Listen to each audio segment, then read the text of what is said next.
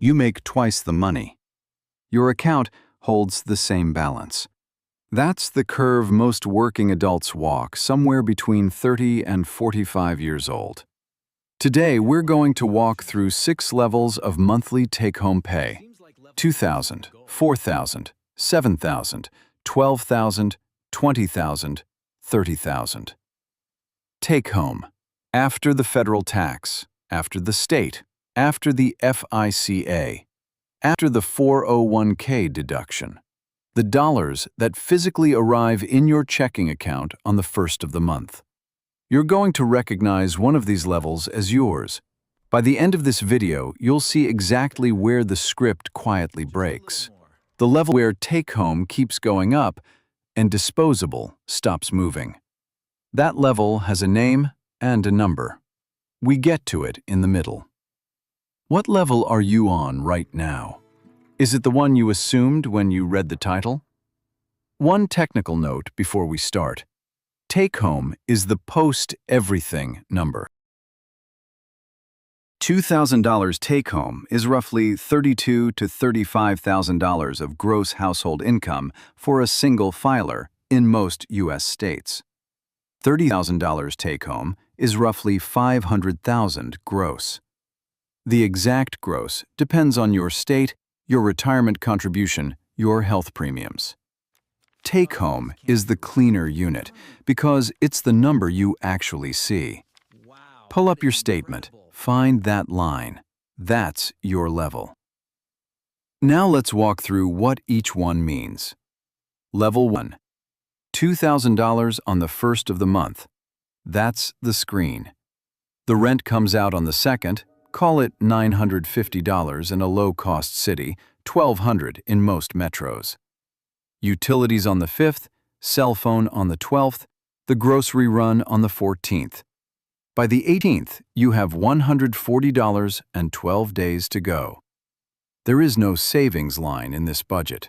There is no emergency fund. If the alternator dies on the 17th, the alternator becomes a credit card balance, and the credit card balance becomes a year and a half of minimum payments. At $2,000 take-home, you are not behind. You are running a system with zero slack. The system works exactly until it doesn't. About 75 million American workers live somewhere in this band, give or take $100. The Federal Reserve publishes the data every year in its Survey of Consumer Finances. I read that survey carefully every release because the picture is more useful than any single statistic. The percentile math is uncomfortable. About a third of full-time working adults take home less than $2,500 a month. Did anyone tell you that when you were 22? Level 2, $4,000. The number you thought changed everything. The first thing it changes is the apartment. Rent goes from $950 to $1,500 almost automatically. Bigger unit, better neighborhood, in-unit washer-dryer. The grocery run goes from carefully priced to mid-shelf. You start eating out about 8 times a month instead of 3. You buy a car, financed, $400 a month including insurance. You add 2 subscriptions, then 3, then 5. By the time the dust settles, your end of month is about $200, up from $140. You doubled your income and added $60 of slack to your life. Look at the math on that. Where did the other 1,000-something go between the apartment and the car? Take a guess before you check. Most people guess restaurants. Most people are wrong by a factor of 3. Most people at $4,000 take-home save nothing. About 62% of U.S. households at this income band, according to the same Federal Reserve survey, report less than $400 they could come up with for an unexpected expense without borrowing. $4,000 take-home is the level where the script convinces you it's going to fix itself with time. Time does not fix it. Time amplifies it. Level 3. $7,000 on the first of the month. This is the level the script calls "made it." It's the level where you tell people at parties what you do for a living and they raise their eyebrows the appropriate amount. Senior professional, specialist, manager. $84,000 a year in your hand. Roughly $125,000 gross. The apartment is now a townhouse or a single family in a starter neighborhood. The car is upgraded, $600 a month, maybe 2 cars if you're partnered. Travel is annual now, not biannual. Restaurant culture is fully unlocked. The gym is the one with the towel service. Daycare, if you have a kid, is $1,800 a month, which is fine, you tell yourself, because you can afford it. Compare it to where you were a year ago. The number doubled again. The slack went from 200 to about 500. You can save now if you're disciplined, about 5% of take-home. Most people at this level save closer to 2. $7,000 is the level where most people stop monitoring expenses because the salary is supposed to do the saving for them. The salary does not save. The salary spends. What did you do differently with money the first month after you crossed $7,000 take-home? Name one deliberate decision. Most people I've asked about this can't name even one. The upgrades happened ambiently, without a single explicit choice. 1 second. Before we move to level 4, and that's the one where most people drop out of the breakdown because it gets uncomfortable. If this is hitting the way I think it is, hit subscribe. The next level is the one I built this channel around. Most channels in this space show you what life looks like at each income level. This channel shows you the seam between levels, the mechanism that moves people from one to the next, or doesn't. If that detail matters to you, subscribing here keeps you in the room when we get to the levels where the others smooth past. Level 4. $12,000 on the first of the month. Stop. This is the level that has a name. This is where I want to spend the most time, because this is the level where the script breaks for about 8 out of 10 people who reach it. On paper, $12,000 take-home is $144,000 a year in your hand. Gross of roughly $200,000 to $210,000. You should be living dramatically differently than your $7,000 self. Here's where the mechanism kicks in. Between $7,000 and $12,000 take-home, you got an additional $5,000 every month. $60,000 a year of new disposable, theoretically. Pull up your statement. Find that line. Where did it go? 3 things absorb the entire delta in the first 18 months after the income bump. This is the operational middle nobody walks you through. First, housing. The rent or mortgage upgraded almost automatically. Bigger house, better school district, finished basement, garage. Add $1,500 to $2,000 a month. Second, food and restaurants normalized at premium level. You stopped cooking 4 nights a week. You started ordering when tired. The DoorDash app stopped feeling expensive. Add $700 to $1,000 a month. Third, what I call the annual lifestyle anchor. The car got newer. The gym got fancier. The streaming services accumulated. The kids' activities expanded. The vacation budget tripled. The retirement contribution finally hit max. A good thing, but it disappears from take-home, which is where we measure. Add another $1,500 to $2,000 a month. Total absorbed, roughly $4,000 to $5,000. The exact number your raise was.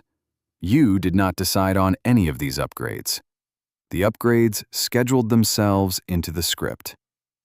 This is where the logic turns. At $12,000 take-home, your end-of-month sitting in checking, the actual slack, looks remarkably similar to what your $7,000 self had. Maybe $700 instead of $500. Your disposable is behaving as if you make about $9,000 a month, not 12. That is the Phantom 9. 8 out of 10 people in this band, if you actually compared their end-of-month checking balance against their $7,000 take-home selves, would not see a meaningful difference. They would see slightly nicer items in the apartment. They would not see meaningfully more money in the account. They have more income and roughly the same end of month. The $3,000 gap between what the pay stub says and what their life feels like, that's the phantom. It exists on paper, not in their disposable. Where is your $3,000 gap living right now? In your closet? In your weekly groceries? In a car you barely drive? In an apartment you only use to sleep? Pick one category. The category will tell you something about the script you're running. A colleague of mine in 2022 told me he was anxious about money. He had just gotten promoted to a job paying about $13,000 a month take-home. His previous job paid about $7,500. He'd been at the new salary for almost a year. We were having coffee. He said he didn't know why, but the money didn't feel like more money. He thought maybe he was bad with money. I asked him to pull up his bank app and compare two screenshots, the balance on the 15th of the month at his old job and the balance on the 15th this month. He sat there for about 3 minutes. He didn't speak. The difference between the two screenshots was about $200. He'd been earning $60,000 extra a year for almost a year.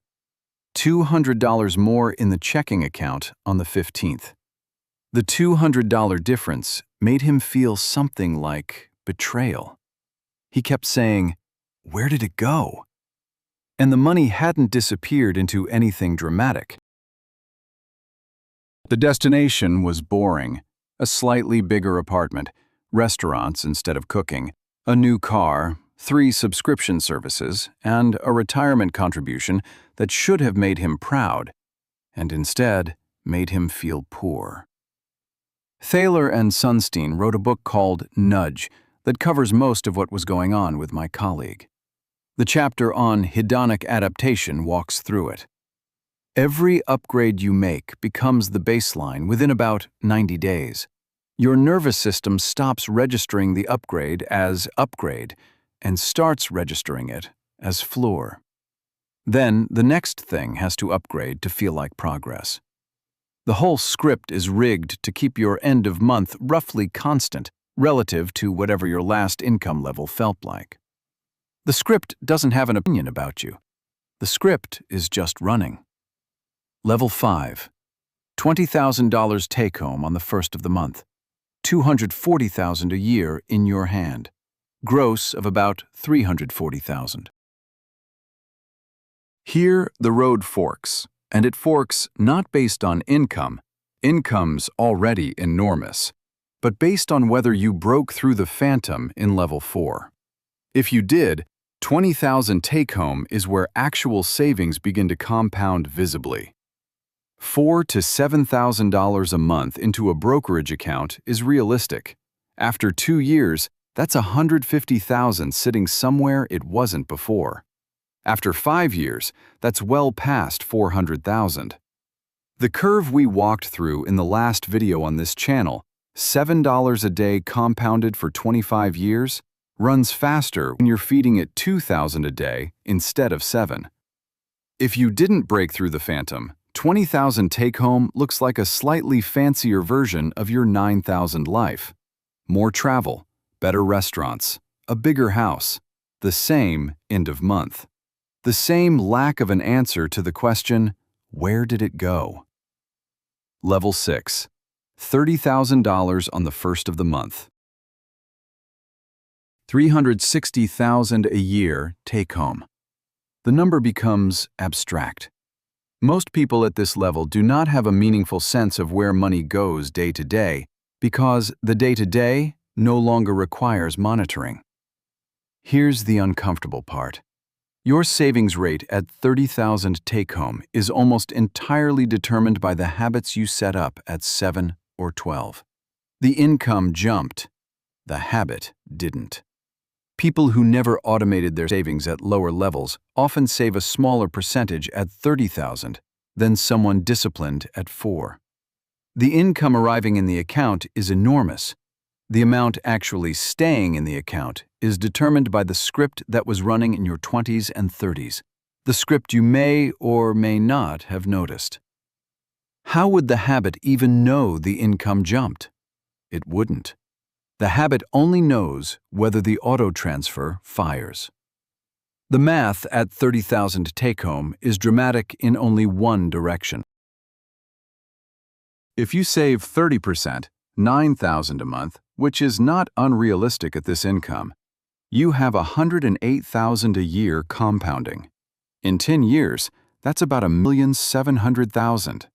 In 20 years, that's just over $6 million.